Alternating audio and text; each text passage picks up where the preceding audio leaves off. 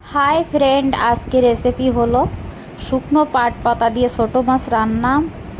লবণ হলুদ লাগিয়ে নিলাম, কড়াইতে তেল দিয়ে দিয়েছি, গরম হয়ে গেছে। ভাজি করে নামিয়ে নেব।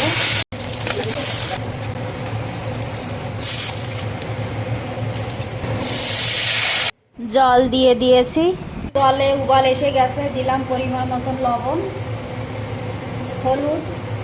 ভেজে রাখা মাছের সঙ্গে জলের জাল হয়ে গেছে, এখন নামিয়ে তাড়কা লাগিয়ে দেব।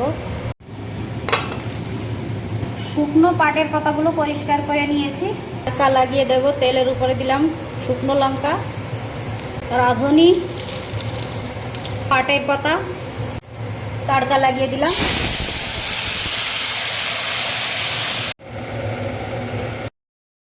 সবজি নামিয়ে নিলাম, খাওয়ার জন্য তৈরি, গরম ভাতের সঙ্গে।